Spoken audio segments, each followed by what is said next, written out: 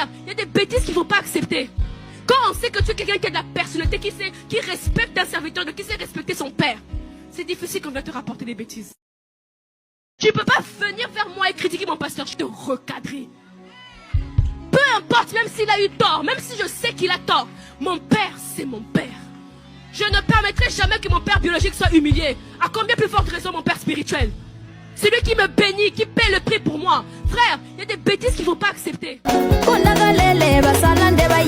Le Master Teacher Serein. Alors aujourd'hui, on va parler de ces églises de sommeil là.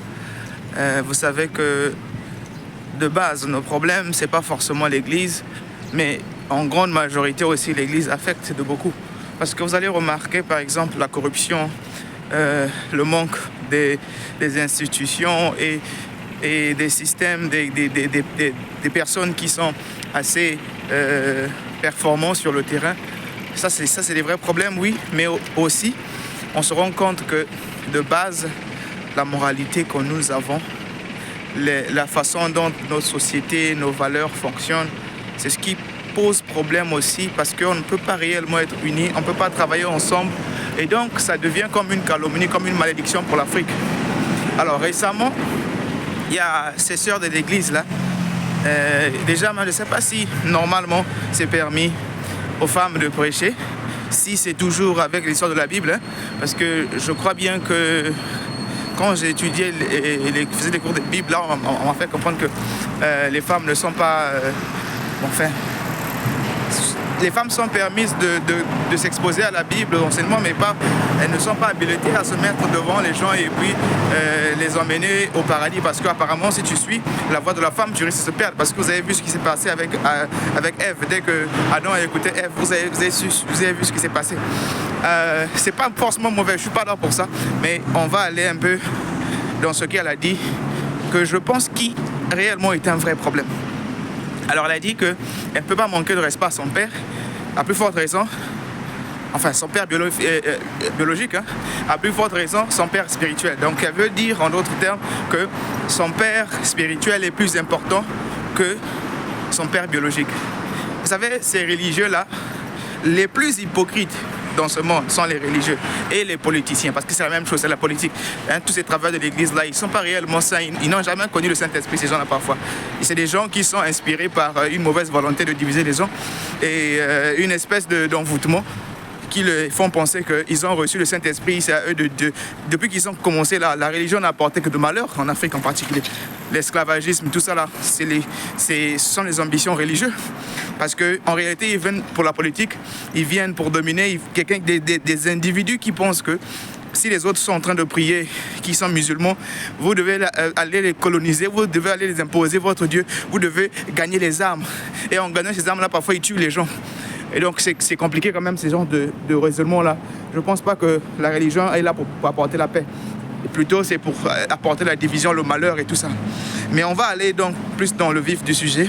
Alors, est-ce que, normalement, un individu sensé peut se permettre de dire que son père spirituel est plus important que son père biologique?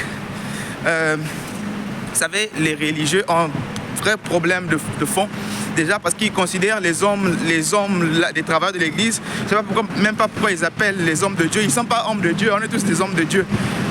Ce n'est pas à l'église qui va te faire homme de Dieu. C'est le fanatisme, non? Voilà, c'est un peu comme c'est leur leader comme ça. Alors, les gens qu'ils appellent hommes de Dieu là, ils les considèrent comme des dieux en réalité. Ils ne sont même pas seulement hommes de Dieu, ce sont des dieux carrément. Parce que si tu arrives à considérer un homme qui n'est pas ton père, plus que ton père, parce que, regardez, je vous dis une histoire de là où je viens, par exemple. Alors moi, je suis d'une famille où mes soeurs, mes parents et tout ça ont décidé de croire à un individu qui est une bonne personne, oui. J'apprécie beaucoup sa personnalité, son caractère et tout ce qu'il a voulu faire parce que, bon, voilà, c'est pour promouvoir la race noire et tout, parce que lui-même il s'est proclamé Dieu. Bon, peut-être pas lui, mais après sa mort, ses enfants et les autres fans de l'église, de leur culte là, l'ont trouvé digne d'être appelé Dieu. Et donc ils ont fait sa promotion et tout ça là pour qu'il se fasse passer pour Dieu. Et mes parents aussi sont rentrés dans ce système-là. Et donc, tout le monde est dedans. Jusqu'à un certain niveau où... Alors, il y a eu un jour... apparemment, comme en Afrique, quand tu deviens vieux, tu deviens sorcier. Et donc, apparemment, mon grand-père était devenu sorcier. Et donc, ses photos bougeaient sur les murs et tout ça là. Alors, ils ont décidé de brûler les photos de mon grand-père parce que c'était pour plaire à leur père spirituel. Et vous vous rendez compte que leur père spirituel qu'ils considèrent comme Dieu, ou bien même pas seulement ça, et certainement ils ont reçu des révélations de leurs pasteurs, de leurs les prédicateurs, les gens là qui sont comme leur guide spirituel. Et donc pour aller brûler vos grands-pères, brûler les membres de vos familles, couper les liens avec vos parents, le manque de respect total, vous êtes maudit carrément. Normalement, quand tu manques de respect à ton père, tu es maudit. Et donc vous comprenez le degré de la haine qu'il y a entre nous-mêmes. C'est-à-dire qu'on est à mesure de manquer de respect. Haïr ses propres parents. Parce que son père spirituel a raconté des bobards, des bêtises, qui n'est même pas en conformité avec la Bible. Vous savez, la Bible en question, ça dit quoi? Que l'homme quittera son père, honorez vos parents parce que ce sont vos dieux sur terre. Je crois qu'il y a beaucoup de versets qui vont dans ce sens-là, que d'abord, avant même d'honorer les dieux et tout, il faudrait d'abord avoir la bénédiction de ses parents.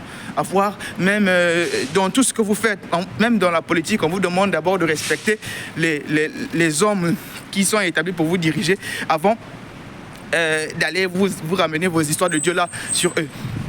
C'est logique. Dans le common sense, hein, le raisonnement normal. Vous savez que la charité bien ordonnée commence par soi-même. N'est-ce pas? Et alors, comment se fait-il que vous n'allez pas respecter vos parents, vous n'allez pas aimer vos parents plus que vos pères spirituels? Parce que quand vous êtes né, c'est votre père spirituel qui vous a nourri, c'est votre père spirituel qui vous a élevé. Non. Quand vous êtes né, vous avez connu votre père spirituel. Non. Vous avez grandi avec la souffrance de quelqu'un, votre père biologique, s'il était réellement un papa aussi. Et après, tu te permets de narguer ton père. Tu dis que non, je ne peux pas permettre qu'on manque de respect à mon père.